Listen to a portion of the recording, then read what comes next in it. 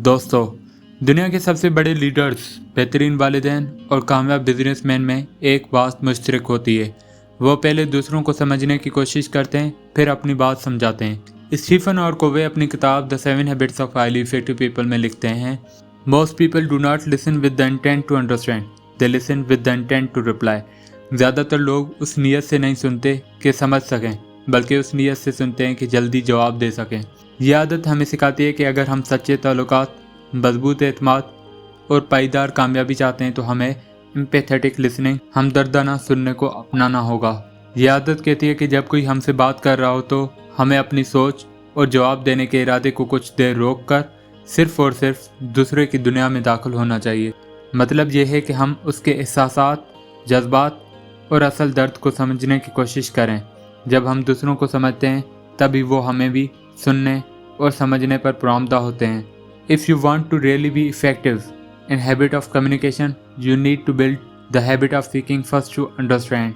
कोवे के मुताबिक सुनने के कई दर्जे होते हैं। इग्नोरिंग, यानी दूसरा कुछ कह रहा है लेकिन आप सुनने का तासुर भी नहीं देते।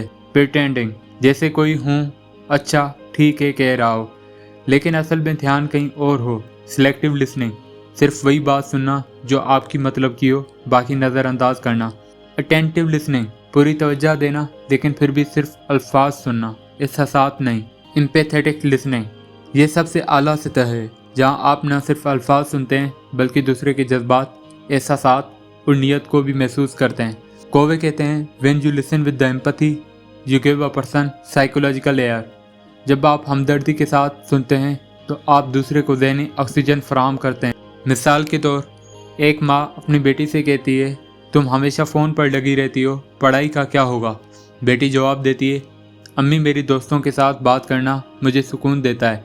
अगर माँ सिर्फ डांट दे तो बेटी को लगेगा कि वो समझाई नहीं गई, लेकिन अगर माँ कहे, मैं जानती हूँ तुम्हें दोस्तों से बात करना पसंद है, लेकिन क्या तुम सोच सकती हो कि वक्त को कैसे तकसीम किया जाए ताकि पढ़ाई भी हो और दोस्तों से बात भी।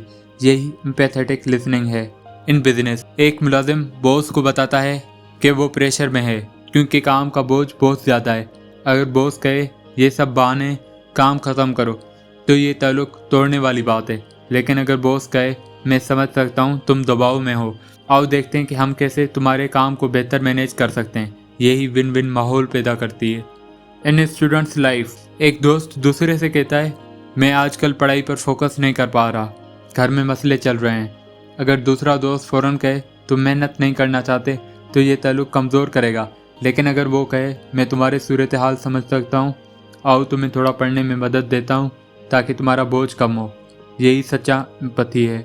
Why this habit is important, ये एतमाद ट्रस्ट पैदा करती है, ये ताल्लुकात में गहराई और कुर्बत लाती है, गलत फहमियों को दूर करती है, ये हमें दूसरों के असल मसाइल समझने में मदद देती है। यही थिंक विन विन हैबिट 4 को मज़ीद मजबूत बनाती है। Diagnose before you prescribe, how you can apply habit 5। Empathetic listening की मशक करें, अल्फाज के साथ एहसास भी सुनें। पैराफ्रेज करें, जो दूसरा कहे अपने अल्फाज में दोहरा कर तस्दीक करें।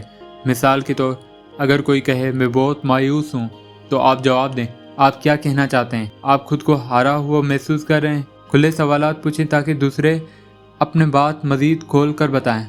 पहले सुने फिर बोलें। जब दूसरा महसूस करेगा आपने पूरी तरह सुना, तब वो आपको भी पूरी तरह सुनेगा। दोस्तों, habit 5, seek first to understand then to be understood, कामयाब ताल्लुकात का दिल है। जब हम दूसरों को सही मानों में समझते हैं तो वो भी हमारे ख्यालात, आइडियाज़ और ज़रूरियात को कबूल करने पर तैयार हो जाते हैं। If I were to summarize in one sentence, in single most important principle I have learned in the field of interpersonal relations, it would be this: seek first to understand, then to be understood.